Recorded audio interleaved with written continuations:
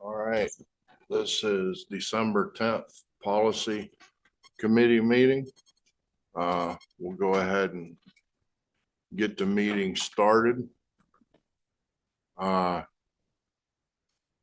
first one we have, I'm gonna ask, has anybody here got any public comment or anything before we get started? With that being said, I hear none on 005 organization. I know this is going to be quite a lot of questions and stuff. I did ask for David Lindsay to be here. I asked both board member, President Butch and Roger to see about getting the solicitor here. Neither of them have responded back to me. Dr. Redmond, you and I talked about it, and I still kind of think there's some things here that he should be here to answer us for. About this court case? Well, about the court case and the whole 005 Okay. thing. There's some things that have been brought up and brought to me. Okay.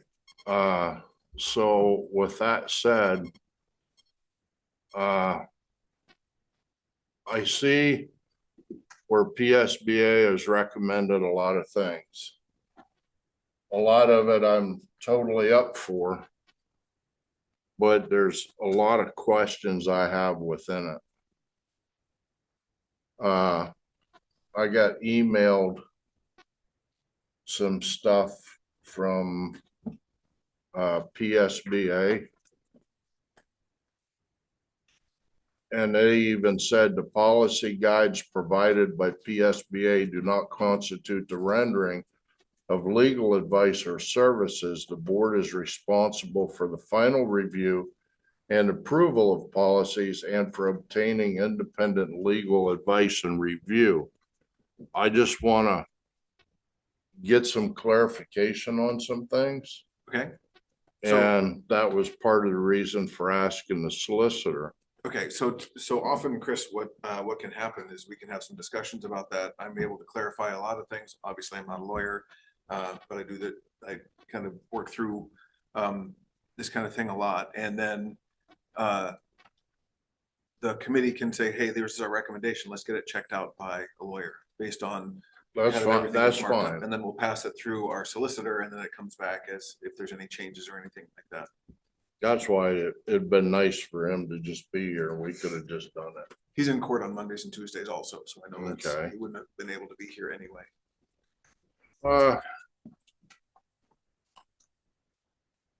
When you get into this under the officers, who are the board officers? Is this whole policy contingent on the president and the vice president and like the secretaries and all that stuff? Yes. Okay. So it does not include a regular board member.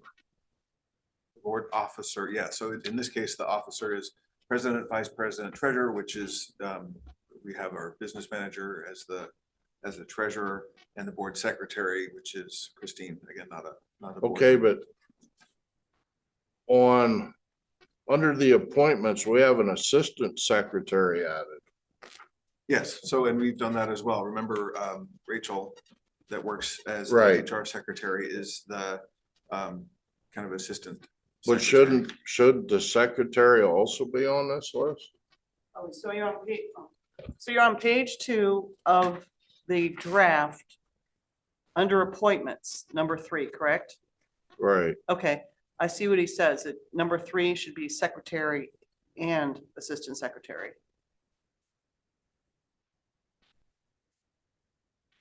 And then, Hold on just a second. I know that's in here somewhere. Yeah, page 2. So it's already in the top of number 3. It says on the top of the second page, number 3, the school directors shall during the month of May and every 4th year elect a secretary who shall serve a term of 4 years beginning the first day of July following each election and those other things. So then on the appointments down below, that's in addition to the treasurer and secretary that you've already done earlier in that policy. okay. Well, that helps clarify. Yeah, it's a shame it's in 2 spots, but I see what you're saying. Why did they remove physician and a dentist. Cause Yeah. that's in our current policy. I read the legislation, and I'm not the solicitor, but I read the legislation and I printed it out. That link, what number is that link? For some reason, the legislation they took, it used to be in there, in fact, it's sort of. used Yeah, to- it's in our policies now. Right, but in the link, it's not there anymore. Those Okay. two positions, for some reason, they took them out, so. I mean, I couldn't find it, let's put it that way, I'm not gonna say. I Would printed- that, Frank, would that fall under the, like a physician and dentist, would that fall under other appointments as the board deems necessary? It could. Is that like your district physician and district dentist? It was strange, back in the day, you know, a lot of these were 1949, right? Back in the day, that was a board responsibility to make sure that there was a dentist and there was a doctor appointed for the kids. And then for some reason, the new legislation, it's not there anymore, but there's a 'Cause we whole. have one. Hmm? Yeah. We have Yeah, one. it was Dr. Powell from there in Flemington. Yeah, I think he's been, the one that we have now will be retiring, but we also have like the dentist mobile. Too. Yeah. And That's Before why it I'm was- just curious yeah. why they're not on there also, why they were removed. And when we do our SHARS report, we have to list, you know, who our dentists and. who Right. our- So that Position should on. be under those appointees. Well, it may have been a change in legislation. I can certainly check in and. find Okay, out more about that's that. something I'd like to know, just so we don't have to come back and change it later. Mhm. With that said, I gotta back up, cause I got this page all marked up. Under the resolutions, What page are you on? I'm so sorry. it's going to be. There's appointments. It's on page 2 at the bottom, but we're actually gonna go to page 3. Okay. Number 5, it says a normal day, place and time for executive sessions of the board. Mhm. Does that even need to be there? Because we only call them for a couple of certain reasons. That's why it's not checked. Okay, Well, what about your safety committee though? Don't you want those? Because the whole idea, I think, behind all of this originally was they tried to only do one public notice. right. And if you have safety committee meetings that you know are gonna be like every quarter, or unless you prefer that they get advertised every time they happen, that was the whole. Well, I already asked Teresa to just make sure that in our agendas that is there, that we're having one, but that it's not open to the public. Right, but Safety it's- and security is a But quiet meeting. but he still has to have that advertised, executive committee meetings. No, you just have to That's- report that they. have Just to. have to Yeah, report, that's okay, not- so we don't have to publish. That's not really an executive meeting. Yes, yeah, it's not Okay, executive good, session. good. So we're all good with that, okay. I'm going to move down to, I gotta find my notes here. The committees. I'm good with all of it for the most part, but I gotta ask a question.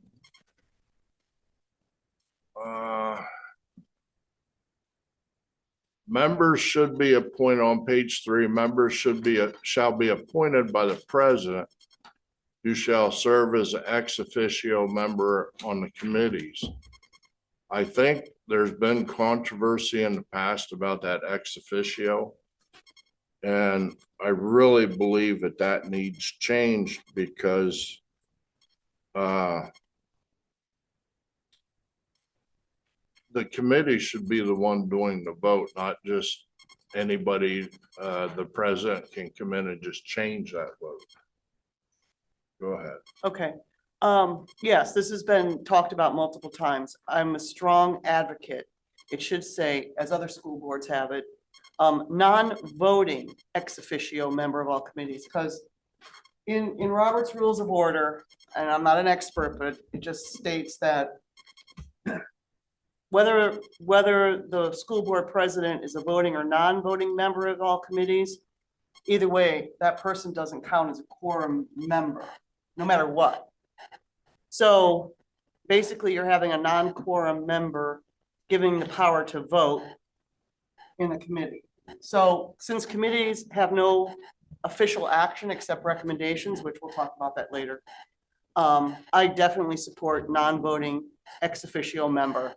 They're technically also, according to Robert's rules, is you can have an ex officio be a citizen, it could be a board member, it could be anyone you want. And we so choose to stick with the standard operating procedure, which is fine, which is a president of a school board.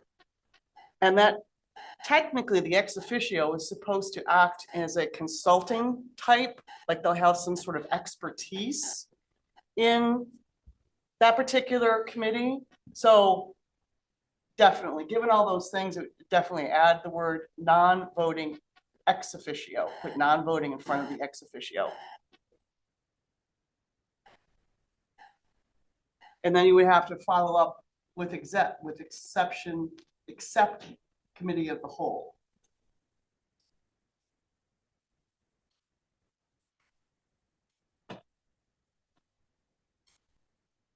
What do you think? Tracy? Tracy, you have any thoughts on this? The only, I'm back and forth on it because no, as committees, we do not take official action on anything. Right. So my only thought is if the president is there and there's a committee member missing, it's just kind of a tiebreaker, that's all. So if there's a recommendation or anything, but it really doesn't matter. That's what I thought. It really didn't matter because But all we do is make recommendations to the board. Yeah, but still, I think the president, sorry about the screaming child. The president, if a tiebreaker is needed though, and the president is there, it's just lets him or her be able to do that. Okay, but we really wouldn't have a tie on a committee. No, you wouldn't. For even just for a recommendation to move forward to the full board. Right. That would be the situation where making sure that you have an odd number of people if the committee with 3 members is making a decision whether or not to forward this to the full board. If there's only 2 members present and you have the 2 members on opposite sides, then does it stall out or does it automatically go to the full board, or I think should you have a 3rd person like the board president who kind of oversees all of the board? well, that would ask him to tune into every committee meeting. Not necessarily, just as it's as a possibility. It's not it's not saying that the board chair has to be at every meeting, every committee meeting. All right, well, if that's the case, shouldn't even have an argument to change it to a non-voting member, because if we can't get along in a committee enough to make a decision to move it to the board, we got more than a problem. So I'm gonna say just let it go to a non-voting ex officio. I have no problem with that. So if I, just to make sure I'm understanding. Just put an clearly, addition on there. so it says who shall serve as a non-voting ex officio member on all committees. Yeah, Except committee of the whole. yeah, committee of Except the when whole. except for, okay. Christine, would you read that back to us, please, so we just make sure? So you want who shall serve as a non-ex officiated. Non-voting.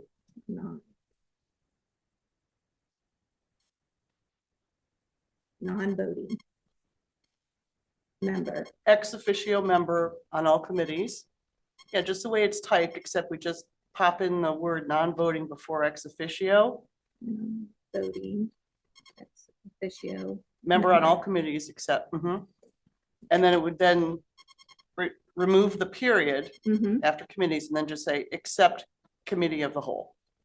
Committees, I'm sorry, except committees of the whole, period.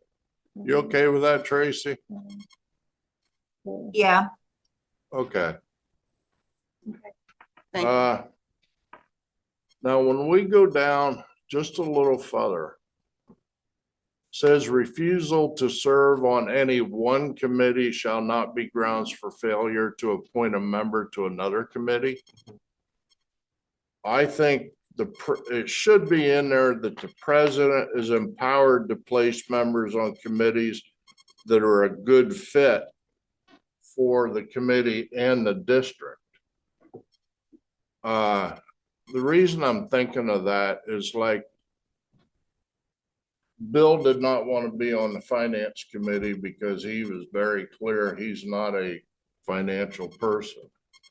But he sat on it for a year and he still doesn't want to be on it. And I think for the president should be empowered to find where it is a good fit, just like Tom, he's put on committees that he can't be here for because of working. That's right. So I think that we could move people around to where they can be here or they're a good fit on a committee, and the president should be empowered to do that. I think that's, That It's way already- we have it's already checks in and there. balances. it's already in there in that refusal to serve on one committee doesn't mean that they can't serve on a different one. So- Right. So you, Chris, for instance, could, if the chair were to assign you to a committee that you didn't want to be on, then you could say, I'm sorry, I don't want to do that, and that should be the end of it. But that doesn't mean that the board chair and you couldn't work out like, hey, maybe I want to be on a different one. Well, what I'm trying to make sure is that somebody doesn't get appointed to a committee and then they say, I don't want to sit on that committee. So the president says, well, we'll put you on this committee, and I don't want to sit on that either. You could have somebody not want to sit on any committee, and I think that if they're elected to office, they should be willing to do something. Okay, So I'd like it that the president works with that person to make sure that where they need to be. my reading of it, that's kind of what's implied. I don't know that adding a good fit in there, because that's pretty subjective, is gonna fix, Okay. is gonna make it any different than it is currently. All right, I see what you're saying, Chris, but after hearing Dr. Redmond, a member may request or refuse appointment to a committee.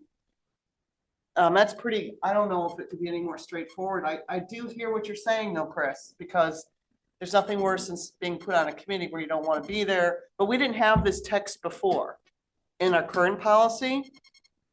And I think this will stop, and for checks and balances, stop that person from being forced to be on a committee because the president says they have to be on, they don't have to, now they don't have to be on the committee. They have an option. that- okay. I see What what you're saying, though. I- It makes no sense to put someone on a committee if they have no interest in it, or they don't have any experience that they want to learn. I mean, I fully see what you're saying, but I do see what Dr. Redmond is saying is that this I see addition, it can go both ways. yeah. Mm-hmm. Tracy, you got any thoughts on that? I don't know of any issues where anybody didn't want to serve on a committee and was told that they had to. The finance committee is a committee of the whole. Everybody's on that. Right, So that shouldn't be an issue.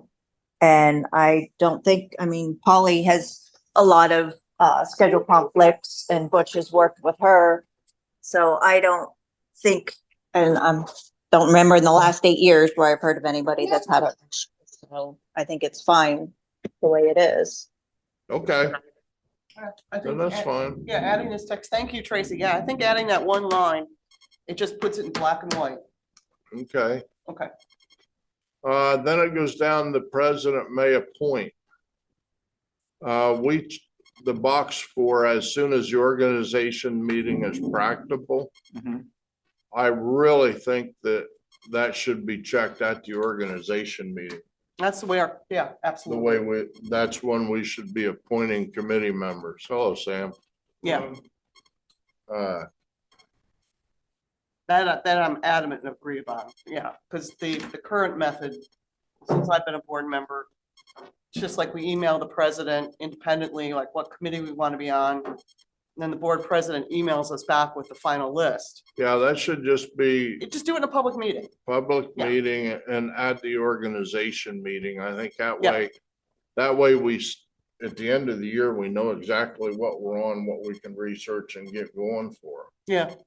And I would just add the word in there at the annual organization meeting. Well, there's only one organization. Right. It's by default. Okay, well And then we that's don't in need the it. first week.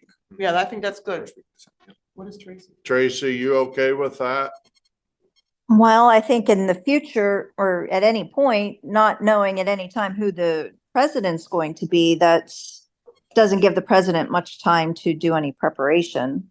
So in the past, I think within the week after the organization meeting, the president has done the committees in a timely manner. I don't see that there's any issue with how it's been done. It's kind of puts a lot of pressure on any incoming president to know their people and talk to them and make any decisions. Okay, Well, I definitely feel, I mean, Bald Eagle Township, Bald Eagle School District, they do it that way. I'm not saying we should follow what every school district does, but I think it should be done in a public format and just do it at the organization meeting. And I mean, we're not trying to disassemble a rocket here. We're just putting some folks on the committees. I don't didn't figure it was that big a deal for at the organization meeting, just to say, here's the committees who wants to sit on what. Yeah, It adds just one extra step for a reorganization meeting and because it has the potential for being kind of a long meeting, because we do reorganization meeting and we have the voting session right after that. Yeah, it's Has the potential for adding some time on to what is probably going to be a long potential meeting. for being a long meeting anyway. well, if Okay. Chris, or Tracy, what about this? If the, board members already know it's gonna happen at the organization meeting, they can come with their own personal list. Like, these are the ones I wanna be on. And, I mean, I don't see how we can't handle that in less than 10 minutes. I still just don't think it's really something that needs to be done right then, and then it can be done within a week. It's never been an issue before. Okay, I understand what Tracy's saying, and I understand what Elizabeth was saying. I'm gonna say just let this go and we can discuss it. Maybe even if it's just made public knowledge who's on what committees at the next work session or the next voting session. Well, as soon as it gets established, who's on what committee, Then it then gets then put we out. publish the schedule on the website and we put it out then. Okay, That tells everyone who's on what committee. Well, I still feel it should just happen at the organization meeting and do it. Too many conversations happen in the background possibly. I like everything done in the public. I do. If we can, whatever we can do in the public, do in the public.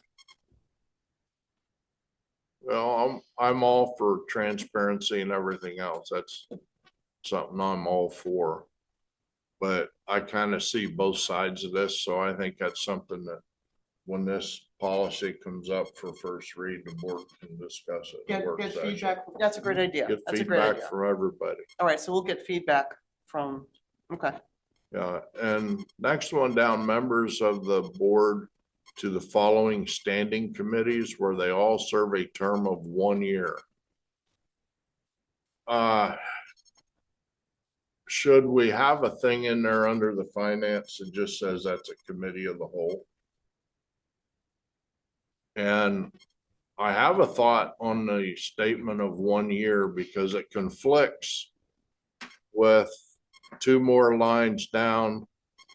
The first one says that it's a committee shall serve a term of 1 year. The next one said members of committee shall serve until the committee is discharged. I guess I read that as part of being underneath the ad hoc committees. So if we establish an ad hoc committee, then the members of those committees shall serve until the committee is discharged. Why don't we add the word ad hoc before the word members? That would just take all that clarification. It would be in front of committees. Because the members. I are mean, ad hoc, then yes, committees thank are ad you. hoc. So Okay. Christine, well, I'm sorry, I'm kind of, what do you- Yeah, just clarify. I have a thought on that. On a committee for somebody to get on 1 year, and I'm gonna use myself, okay? I got put on the policy committee at the beginning of the year. Mhm. Well, it takes a little bit to get your feet wet. To learn what it's about, how you do things, procedures and all that. Could we put that on there that you serve 2 years or even the length of the time that you're on the board? And make it a longer term. Now, I agree, everybody should do different committees at certain times, but you should making it just a 1 year thing. I don't know if that's it's okay, but could we extend it longer if somebody wanted to sit on the same policy for a while? Because then they get tuned into that position. Isn't that part of the discussion that the member has with the board chair when they do the committee assignments? It can be, yes. So if we put it in policy that it's 2 years, then that kind of takes away the opportunity for that kind of discussion with the board chair Could it at be, the organization. could it be listed as 1 year or more? Well, so it doesn't preclude, it doesn't say you're limited to 1 year. Okay, It's kind of at least 1 year is the way it's stated. okay. But I just thought that that could go a couple different ways. Well, I mean, I understand the 1 year, but and I do understand, I mean, I see the two, not to beat this down, I'm trying not to. I see when you only serve for 1 year and then all of a sudden they cancel your committee, or, you know, we stop during the summer, or you're only actually attending maybe 5 committees meetings. So I see your point that, but that's the only good thing is that if someone is interested in the committee, you know, you can still attend the committee to learn about it. So I'm on the fence. Whatever, Tracy, what do you want to do, Tracy? 1 year, 2 years?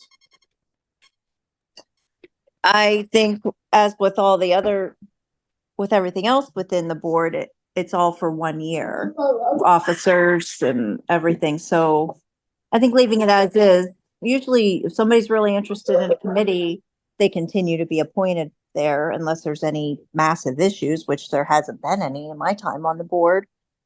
So I don't think going year to year is going to be an issue. Okay. It was just food for thought. Well, if you feel strongly about it, Chris, please, because Well- I'm on the fence. Whatever you want to do, whatever you guys want to do. No. If we're gonna discuss it every year at the beginning of the year, then we're all right, Okay, okay? all right, fair enough. But I would say, since we're talking about all committees there, I would say the finance, just mark it in there as that being a committee of the whole. Yeah, I'm looking back at our current policy to see where we made mention of that. Yeah, that's something I'll bring up. It doesn't list all the, it doesn't break them down as executive. I wrote it, here's a note for you. It's much clearer in this one, but I understand we want to keep the wording as low as possible right here. Right. Well, this I'm gonna request goes back in because it just explains it all. But I'll wait till. Yeah, page 3 on the original, on the current adopted 005.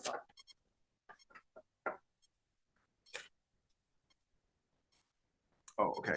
So yeah, there's certainly room for that. So I'm looking at the last line of the proposed policy under board committees. It says the board shall develop board operation guidelines. May I hold Oh, that so for just sorry. another second here?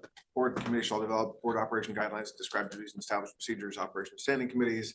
And then we could very easily just put this in right paste. after that. And then she'll need a copy of that.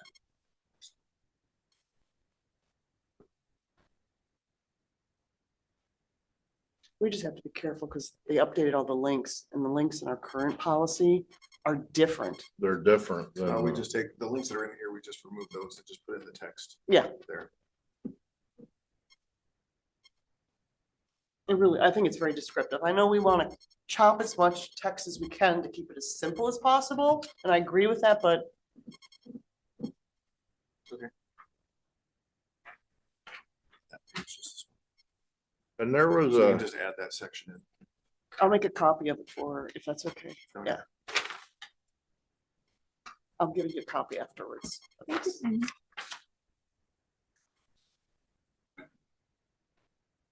can you? What is it you're changing there? Okay. Cause I gotta mark her copy, that's why I'm asking. Well, I was gonna make a copy of this. Well, if we print out, okay, in our currently adopted 005, okay, Yeah, under committees, there are 2 paragraphs there. And both of those paragraphs, I feel, should stay in this draft policy because it really explains everything. Tracy, what's your thought on this? I'm sorry, I don't have the current policy in front of me to look at. Okay. Is it just describing what the committees are? Is that what you want, Yeah, Elizabeth? Here, I'll drag this out. I'm so sorry. Under committees, under our current one, there's a nice paragraph here that explains committees comprised solely of school boards, directors shall, when specifically charged to do so by the board, conduct studies, make recommendations to the board, and act in an advisory capacity, but shall not take action on behalf of the board. All committee meetings shall be open to the public as provided by the Pennsylvania Sunshine Act and provide an opportunity for public comment. And then we had decided we're taking out the last part at the oh, no, we kept that in. I'm sorry, that's right. We had already changed. I'm sorry. We did change this. It went from the discretion of the chair to the discretion of the board. Okay. All committee meetings shall be open to the public as provided by the Pennsylvania Sunshine Act and provide an opportunity for public comment at the discretion of the board. So that section was deleted out of this draft, but I think it really, Yeah, I don't have a problem with that staying in. okay, and that would go directly under board committees and we get rid of what's currently there. Because what's currently there says, board committees authorized to take official action or render advice on district business shall operate in accordance with, it says here that the board committees authorized to take official action. We don't want any, I think we all agree, every board member agrees that we don't want any. committee- No, no, we don't need committees voting, no. No, we don't want any committee to have official action. So that sentence doesn't say that any committee necessarily does. It says what it's saying is, in the case that a committee is authorized to act, it has to do so under the rules of the Sunshine Act. That's what that sentence is saying. But it's also has it in here. But it's different. It doesn't, to me, this reads as the board committees authorized to take official action. Now, anything that says official action to me means Yeah, the votes I goes gotta and it agree with that stays. now that I'm rereading it. Yeah, so we just, That's not how it reads, but I mean, we could put those board committees authorized to take official action or render advice on district business. Because what it's doing is adding a layer of protection in the case that a board is either rendering advice or taking action. You have to follow the Sunshine Act. That's what that sentence is saying. It's a protective thing saying, in the case the committee's doing something or it's giving advice to the board, you have to follow the rules of the Sunshine Act. I see, yeah, the grammar is very, I see what you're saying. You're absolutely correct, Dr. Redmond. But the grammar is very, but at least if we add this back in there, this section back in there, it states right there, we cannot take official action. So I agree with that. Like Tracy said, that should just stay there. So then, Elizabeth, on that, on what you have there, there's a couple of paragraphs from our current policy. There's that first one that you read. mhm. And then it goes on further to say the board may establish any number of standing committees that meet regularly to address district business, as well as special ad hoc committees established through approval of the majority of the board. Mhm. Standing committees will be comprised of no more than 3 board members appointed annually at the board reorg meeting. Mhm. And any time, so we can look at that language to some of that isn't addressed. It's, yeah, none of that second paragraph is in here. And I think it, Well, in sort of different ways. So why don't I do this? Why don't I'll work on getting that put in between, yes, that chunk. It Mhm. won't be all word for word because some of that second paragraph It's redundant. is redundant, so Yeah. we'll mhm. take out the redundancies. And then for, if you want to forward this to first read in the January meeting, then we'll have it with that text added in. Yeah. When you do that, can you just send all that in an email to Absolutely. Elizabeth, me and Tracy? Yep, will do. And then we can agree to set that to first read or hold it back. Okay. That's great. Thank you. What else you got, Chair?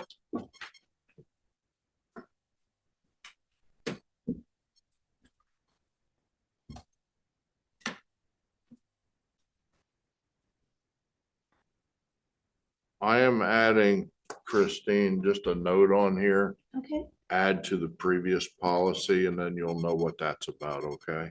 okay. All right. Does anybody else have anything on this policy? 005. Tracy, I'm gonna be a while, so you wanna go? I'm good. Go ahead. Oh, okay. Here.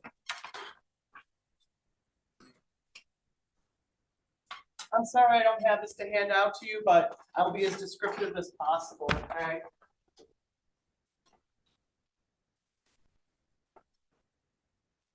All right. So I just printed out, Tracy, the new draft, okay? So I just printed it out so people can physically see it. But it's without any of the check marks, all right? So I'm just gonna start at the very top. And so I'll say page 1 or page 2, unless someone wants to scroll, they can scroll. So to me, page 1 looks fine. Okay, and page 2, we already cleared up that secretary versus assistant secretary. I'm fine with page 2. Now, for page 3, I would definitely recommend deleting on the top of page 3. It says, for the effective use of time and budgetary funds, board members or administrators shall have clearance from the board president or superintendent respectfully if there is a need to contact the solicitor, blah, blah, blah. Oh, I'm sorry, I'm looking at the one. That's not. this Wait, I'm policy. looking at the wrong It's one. not on this. Wait, I'm looking at the current administrative draft. Okay. That was removed. Okay, this is the current one.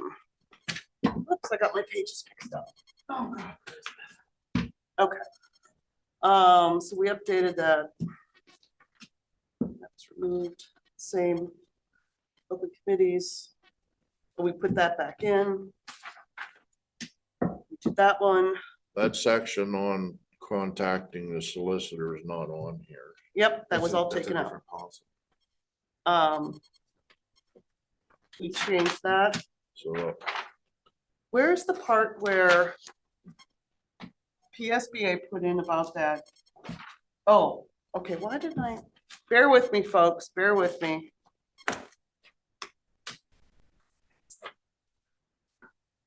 Page 2. Okay, yes, it is page 2. Okay.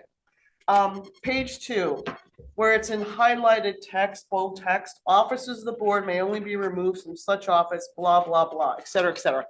PSBA put that in there. What I recommend is you'll see, I gave you a handout on the back. Okay, personally, I see this as a very aggressive text, and I understand about that law, but these are not new laws, okay? They tried to get rid of a board president, and the board president, by law, or any officer, deserves a hearing. I mean, that's not a new law, it's just that it finally went to court because it seems to be a problem. So I would recommend that text is specifically geared towards board officers. I would recommend we just take the whole section 514, it's only 2 paragraphs.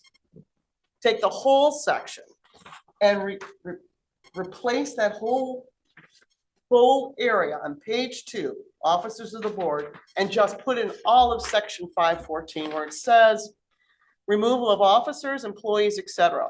The Board of School Directors in any school district, except as herein otherwise provided, shall, after due notice, and that's what the court case was about, due notice, giving the reasons therefore, and after hearing if demanded, have the right at any time to remove any of its officers, employees, or appointees for incompetency, intemperance, neglect of duty, violation of any school laws of this Commonwealth, or other improper conduct. On the removal by the Board of School Directors of any officer, employee, or appointee, such officer, employee, or appointee shall surrender and deliver to the secretary or other person designated by the board any and all papers, property, and effects of the school district in his hands at the time of such removal. Now, that's actually what the legislation is. It's not just about board officers. So, But this policy, I'm sorry for interrupting. mhm, This policy is specific to board officers. This law is broad to school district employees that have a property right to right, position. So this, the section of law, section 514 that you're stating, is the more broad version of its school board officers, but it's also other employees. I don't think the other employees part has a place in the board policy that's dealing specifically with board officers. And 13 is listed behind that. yeah, no, that's what I'm saying. If you just, in the new draft, if you click on link 13, this is what pops up. So that should be sufficient because it tells you the more specific version of the law. Or I'm sorry, the more broad version of the law that includes. Yeah, so if a Board members. question comes up, it tells you right there, click on 13, 14, or 15. But this text says, this text is different from the legislation. It says here, unless I'm reading it wrong, I could be wrong. If you look at the draft, it says in the very first sentence at the end of, after receiving notification of the reason for removal and the opportunity for a hearing before the board. In this legislation, it doesn't say the hearing before the board. So there's no checks and balances, is what I'm trying to get at. I don't understand what you're saying. It says, Says after the hearing. Yeah, but not a hearing before the board. so what are you understanding it to mean when it says before the board? In here, it says, if the majority of the school board members want to get, this is a checks and balances issue. If the majority of the school board members want to get rid of a school board president or vice president, by law, they're allowed to have a hearing, okay?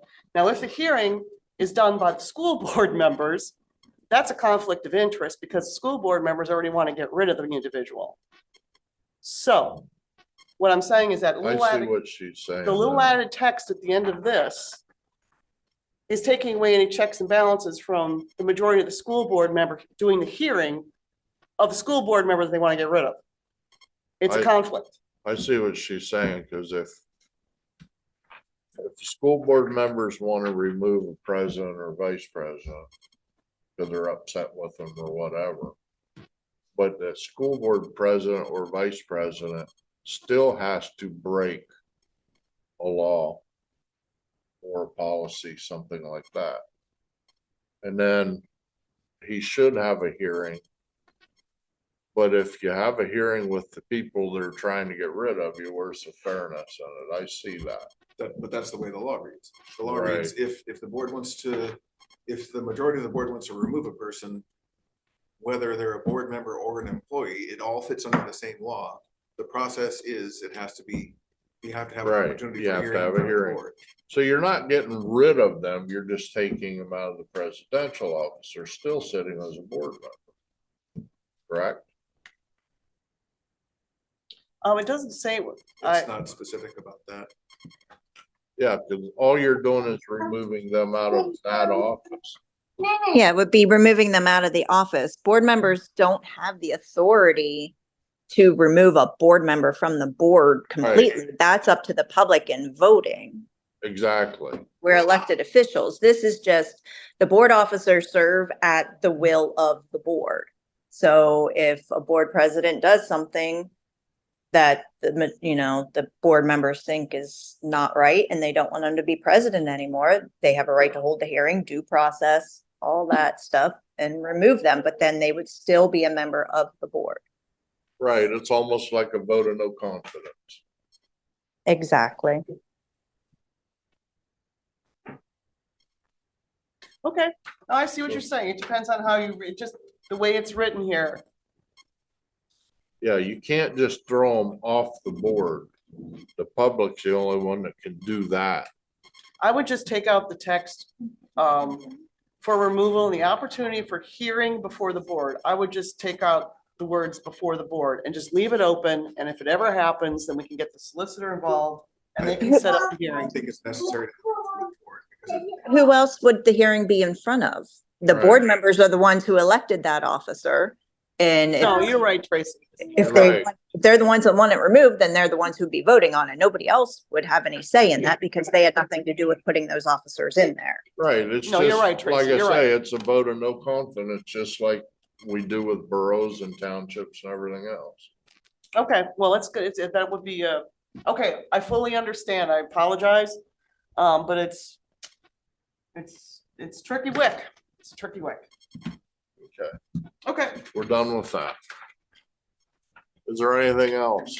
Tracy, you got anything else? No, I'm good. Thank you.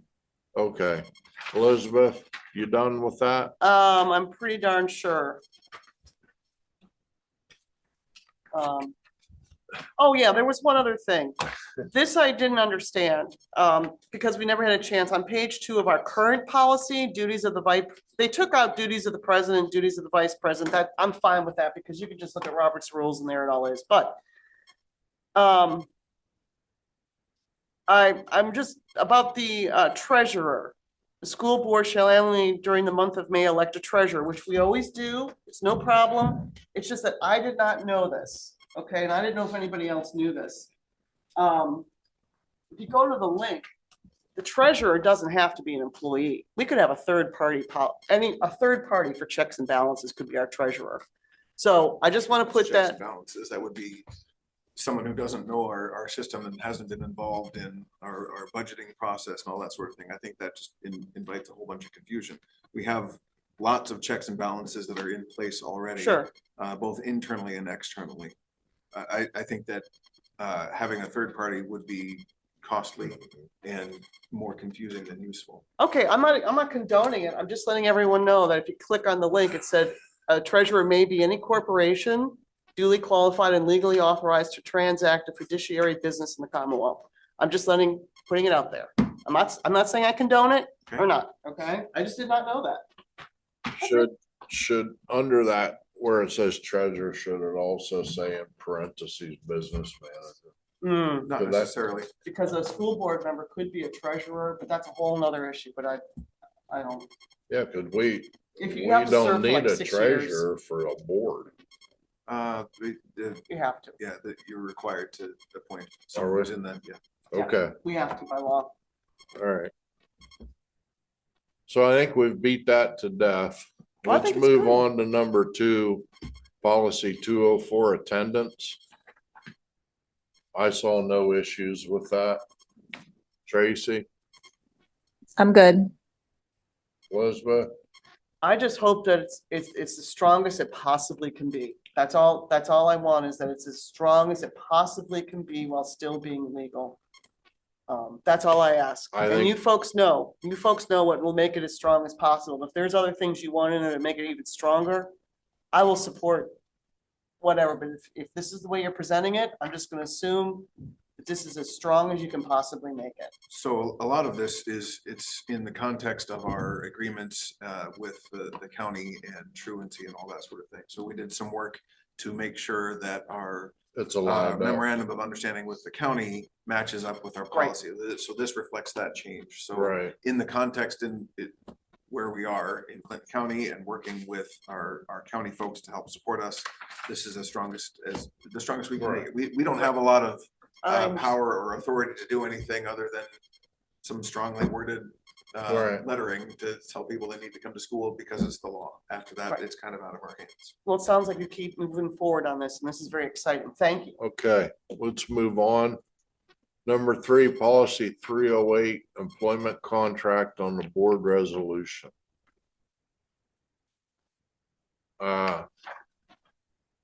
I really saw no issues on this. Did anybody else? It's kind of point right to the point. I'm good with it. Justin, you got anything to say on this? No, I've reviewed it. Okay.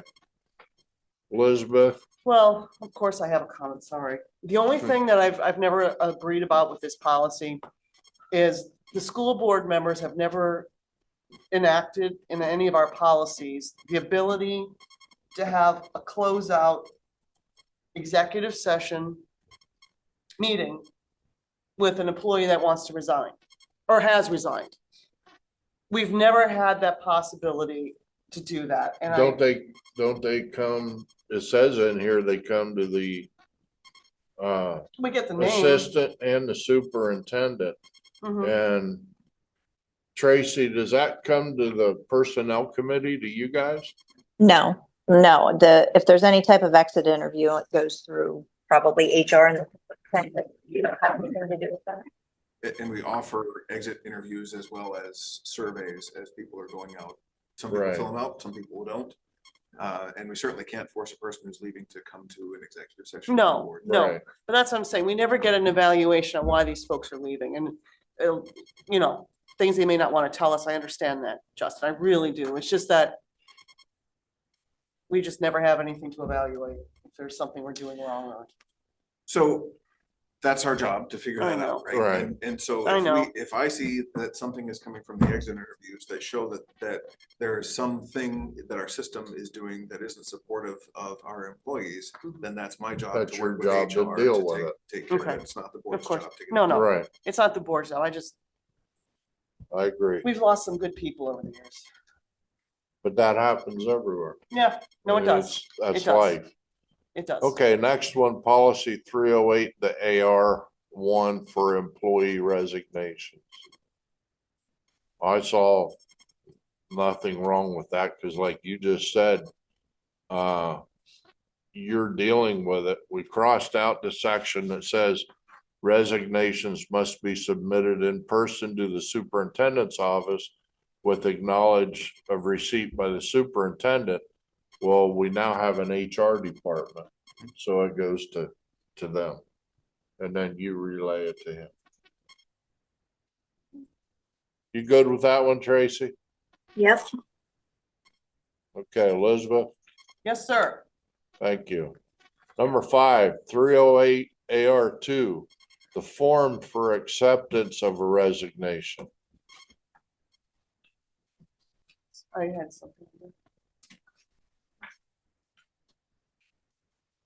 They crossed Oh, there out it the is. within 1, they made it within 3 days of receipt.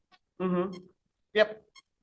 I have no problem with that, because you can't just drop everything and go do this in one afternoon. No. Mm-mm. Like, give yourself as much time as possible. All right, Mhm. Tracy, you good with that? Yes. Your little one is Only- too, huh? Only Oh, three, yeah, he only is. 3 committee members at a time, Tracy, only 3. I'll leave, I'll let him You're finish. all right with that? Actually, we did this with another policy, AR, it's just a typo. Under, I, superintendent of schools, we deleted acting as chief executive officer of the board. We just deleted that section off another AR we did in the past. I remember that. So we just delete acting of chief executive officer of the school board of education. And do you want or authorize designee? I mean, Yes. do you want, okay, all right. Yeah, because That we would have, allow it to come from me. that's That's what I just want to Justin. make yes. sure that, so, yeah, because I know you guys work real close together, so, That's good. Justin's job. yeah, so if we could just delete that one section where it says, just so it's consistent with the other one. Yeah, So, It doesn't really matter. I mean, it's kind of established in law that that's my position. okay, well, we took it out before, that's all. Okay. It just, acting as chief executive officer of the Board of Education. Tracy, your thought? I'm not. As long as, I don't know, so what's it say? It's the superintendent or designee, that's No, fine. it Or what do you- says superintendent of schools acting as the chief executive officer of the Board of Education. When he's the chief executive officer of the district, technically. Yeah, exactly. But last time we just deleted that out because the superintendent already has all the power, but it's just Yeah. it's just. It- It doesn't matter to me either way. I mean, he is the chief executive officer, so. So However, it should say chief executive officer of the school district? possibly. If there's no issues with that legally. I would just take it out. It's not needed. I mean, it's a little thing, but we did it last Well, time. if it was taken out before, I don't know about it. That had to be It was before my yeah, it time. was before me as well.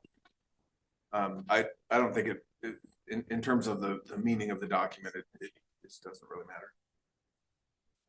Not gonna change anything, so doesn't matter to me. What do you think, Trace? I'm fine with whatever you decide. It doesn't matter.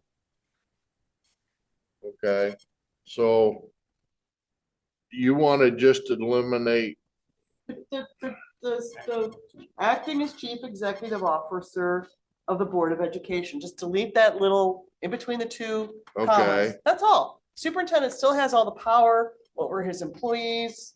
It's just what we did last time with the other one, AR. all right, That's all. It's no biggie. It's no biggie. Just consistency. All That's right. all. we'll stay consistent.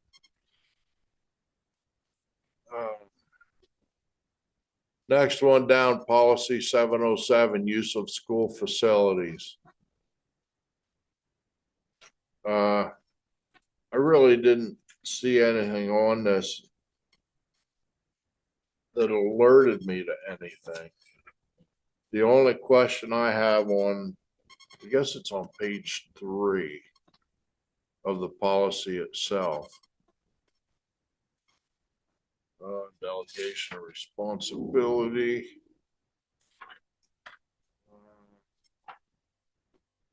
Under guidelines. Under limitations. Number 4, all activities must terminate and all individuals or community group members must exit the school premises by blank PM.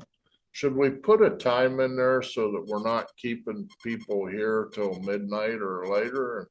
The cleanup crews and everything? We talked about that, and in general, we kind of work with the groups. I don't think there's a huge problem with people staying that late because everybody wants to go home.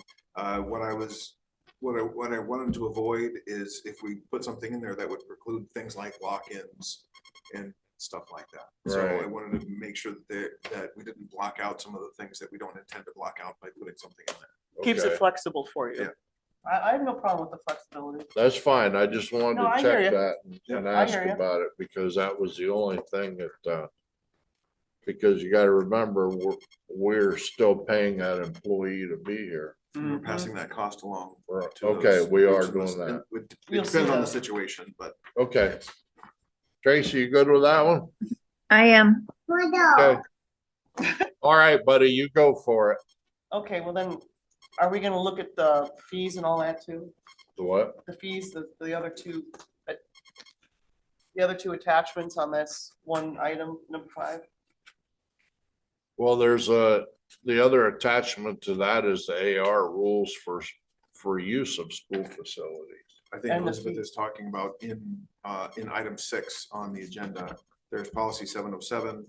There's also our rental fee and Oh, personnel I meant- rates Yeah. and the 6. who pays document. Are those the ones Okay. you're referring to, Elizabeth? Oh, yes, policy 6, use of school facilities, you're correct, I was wrong. Ugh, we have the other 2 attachments. that Right, I have a comment if you don't mind. go ahead. Okay. This is a problem we have, or a challenge we have right now. And I know you folks have worked really hard looking at other school districts and things like that. Thank you. And we don't want to make it too difficult. You want it consistent. You did a great job. But this is the problem that we've had, or maybe I see it as a challenge, okay? who pays what amount? When we look at that sheet, what's missing are for-profit corporations and businesses. That whole part has been not addressed. It's in Schedule C. Organization has little relationship to the school or community and making a profit Right. is the primary motive. Pays the full rental fee rates. Well, it doesn't, it says, but it says non-student for-profit functions and events. Those are like, to me, those are like one-time things. And concerts for profit, to me, that's a one-time thing. Craft shows, to me, that's a one-time So- event. Travel, sports events and tournaments are kind of one-time things. Mhm. But when you rent part of our building, part of our taxpayers' building to a corporation that has a contract for a long-term commitment to our building. Okay, it's not listed anywhere in here. And I am Do you have an concerned, example of that? yes, the childcare that we hired. Mhm. They're a worldwide for-profit organization, and it's no character judgment on what they do or the quality of their program, okay? But what I'm saying is it's not addressed here.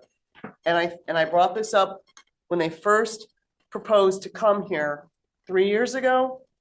My point back then was this: if we let one for-profit worldwide corporation rent space in our school, and it's not going by the standard square foot rentage of our region, we're opening up the door for any other corporation to come in here. Well, hey, you gave it to John Smith for $2 a square foot. I'm gonna get it for $2 a square foot. So that was never fully addressed at that time, and I would like to take this opportunity to bring this up, that this is just for short-term, one-time events, but we don't have anything for long-term corporations renting our square footage. That's it. Yeah, I hear what you're saying. I don't know that this was intended to be an exclusive list. Right, that we haven't exhausted all possibilities in Schedule A, B, or C. Yeah, because that would be 200 pages long. Right. On any organization or business that wanted to use a facility. Well, what I'm saying is, when you have a contract that is a multi-consecutive day, week, month program that never leaves our building. So Okay. are you thinking that they should be paying at a different rate than what's in Schedule C? Absolutely. If they're a for-profit company, that it's a business, because we never address that issue. So right now it's sort of a gray area at our school district, as if, you know, Tom Jones's corporation wants to come here and rent space from us, and we say, no, I'm sorry. They'll say, well, wait a minute, you're already doing it for Gail Smith's company. I mean, we still may have power, but it just sets us up in a gray area. I'm just bring this to your attention, okay? I'm not gonna bring this down and stop this from happening, but just so we all understand that these are for temporary events. These are not for long-term profit-making companies. So however you make that distinction in your policy or your AR would be deeply appreciated, so we don't ever end up in that tricky wick. Noted. The only question I have on this, Frank, is under where it has the rates, the personnel rates. Mhm. Down under like custodial food technology rates, that says 20 an hour, 30 an hour, 40 an hour. Under the security rates, it says 40 each. And then on down at $80 a man. Is that per hour also, or is that just 2 hours at $40? The one says per hour, the other one says 40 each. Sam, would you respond to that? Make sure you have a microphone. Thank you. Yeah, I don't know. Cause that's like security. I understand it's per hour for the employees, but under the security, it's just $40 each. 2 guards, 7 to 9. It doesn't say per hour or whatever. That's why I'm wondering. So it would be $40 per hour each because the security guards get paid at a higher rate. Right. So under that, where it says each, it should say per hour. Per person, you mean? per employee, per staff. Yeah, it says $40 each, 2 guards, 7 to 9. Yeah. That should say per hour also. Yeah, so just to be consistent with the. With the Oh, upper right I above thought it meant says per slash person. Hour. No, it doesn't. It says $40 each. It's, So, yeah, so it is per person, but it's also intended to be per hour. Right, that's what I mean. We should maybe have her change that to per hour. Or just a slash hour. yeah. Right, Just to be consistent with the chunk right above it. And then It's easy enough. that's interesting. I read it. do you understand what I mean, No, that's Christine? really helpful. And Really. I'm just gonna make a quick notation on there and then you'll see it. And then under full day events, it says $80 / man. What does that mean? That should, for a full day, that should be $80 an hour also, right? Yeah, for a full day event, says $80 a man. You're not gonna have one guard here for 8 hours for $80. So that should also be per hour. Yeah, I'll clean that up. Thank you. Okay. It happens. It's no biggie. That's all. Good catch, Chris. Yeah, I read that. Tracy, you all right with that? Yeah, I'm questioning $80 an hour, but I'm sure Sam will research that and figure that Yeah. out. Anything else on that? All right, good. Number 707 AR1 rules for school facilities. I have no problem with that. And you, Tracy? No, Okay, Elizabeth? Oh, it's all good. It's All just right. very simple to read. I think they did a great job. Number 8, policy 805.3, school police security officer use of force and weapons.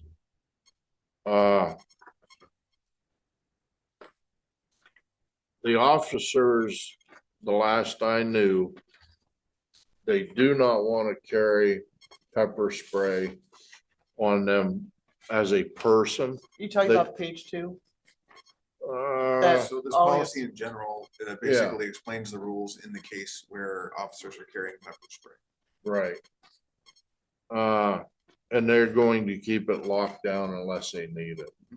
Because one squirt of pepper spray by somebody could actually contaminate a whole room or a whole school. Yeah, Why, just out of curiosity, I mean, you're on the safety committee and Dr. Redmond, you know these folks. Why would they even want to have pepper spray? I mean, is it like a if you're, last defense of if type? they're at a, say, a sporting event and the crowd gets totally out of control, that's a line of defense. At that point in time, the whole event's gonna get shut down anyway, and if they have to use that to protect the players, the school, the public, Huh, that's the last defense, and they will carry it in their vehicles. did not know that. Yeah, it's just a security measure. Good. Tracy, you all right with that? Did you ever read that? yeah, I'm fine with that. Okay. Elizabeth? Yeah, Good. officers, everybody, if that's this is what they want, this is what they want. Yes. Mhm. Number 9, policy 807, opening exercise, moment of silence for the flag displays. Do they still say the Pledge of Allegiance every day? That's right. I didn't know, because I haven't been in school in 50 years. Okay, I have no problem with that one. You, Tracy? No, I'm good. All right. Elizabeth? Yeah, it is what it is. It's the law. If the child doesn't want to stand up and do it, they don't have to by law, so there's nothing we Right. can do about it. Next one, number 10, policy 824, maintaining professional adult student boundaries. Mhm. I'm good with that. Are you good with that, Tracy?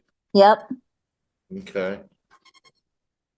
And Christine, I'm gonna do something different at the end of this, so it'll eliminate some time for you. Number 11, policy 904, public attendance at school events. Can we do 824? Yeah, 824 is fine. Okay, sorry. Yeah. policy 904, public attendance at a school event. I have no problem with this at all. Tracy, I'm good. okay. And we have the 904 Oh, wait, I'm attached. sorry. This is one thing we talked about. I'm sorry. Can we go back to that one? I'm so sorry. It's, we talked about this last time. It was in a different report somewhere. But page 2 at the bottom, Okay, page 2 at the bottom, reports, annual school safety and security incidences report. Even though technically the board gets a report, we did this in the last policy that was similar to this.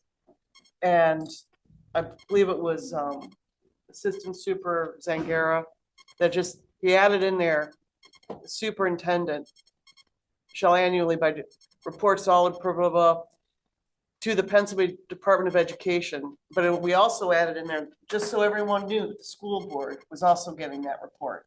So I don't remember how Randy Zangara worded that, but he did for a different yeah, policy. I remember that. We put it that, So, but that's the Act 55 report that you Right. get all the time. That's addressed differently. So this policy is Okay. just saying that we have to report to the Right. state. There's a whole nother thing that says all of Okay. the things that you get. yeah, that All right, comes just to wanted to us make later. sure. Okay, thank you for reminding me. Good, all good. Okay. Policy 904, public attendance at school events. I had no issue with that. I mean, everybody has rules.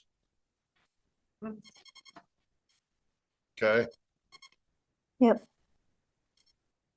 I was going there, Tracy. Good job. We're all good. Keep going. All right, number 12, It's Tracy. policy 909, municipal government relations. I read that through and I know what we're involved in and I have no problem with this at all. Yeah, is this brand new? I don't ever remember this one, except for the law enforcement part. No, I don't think it is. Tracy, are you good with that? That is, like Frank said earlier, that is us and the municipal governments and the county trying to all get on the same page. Yes, of course. That's good. Okay. Elizabeth, anything? Yeah, I think it's great. Okay. But I don't understand this. Just please help me to understand on page 1 at the very bottom, Yeah, delegation of responsibilities chapter. To maintain cooperation with the municipality for fiscal and facilities planning, the board or its member representative. Why does it say? I mean, it should be one or the other, because right now I have no idea if we have a board member that's, is this a committee? I don't know what this is. this is the way I'm reading it. The board can ask the commissioners or somebody to come in and talk. Also, Dr. Redmond, because further down, it's the superintendent or it's somebody that he designates to, hey, let's all get together and talk. This is just like to me, the way I'm reading it, it's an open communication that the board can ask for a meeting or him. Okay, all right. You okay with that, Tracy? Yeah. All right. And then finally, policy 916 volunteers. Mhm. I'm good with all of that.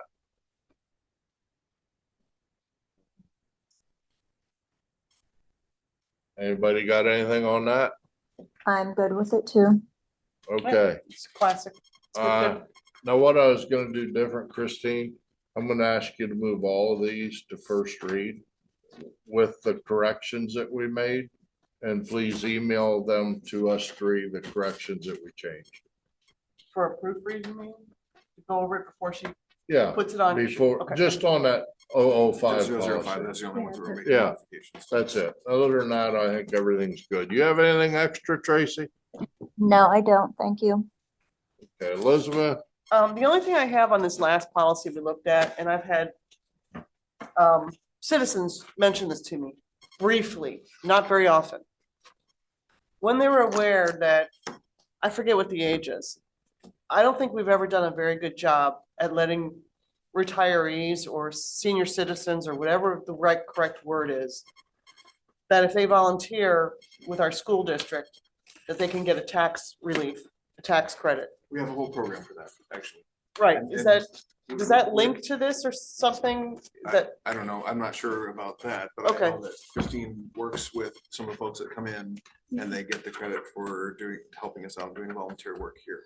okay, Right, okay.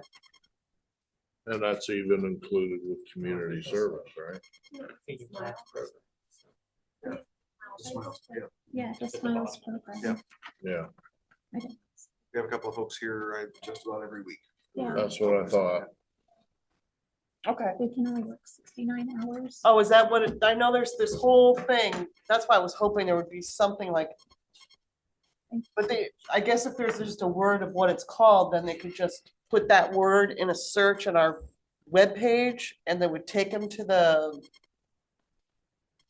spot to get Okay, so information. that's aside from, so look, that's kind of, yeah, okay, I hear you, and we can look at that. Okay, It's not thank you. specific to the Maybe policy we thing. could do that with our communications Yeah. group. That'd be great, thank you. Anybody got anything else? No, I'm looking forward to next year. All right, we're out of here. Thank you. 11:16. Thanks, Tracy, one Thanks, and two. Tracy. Thank you all. It's 11:16.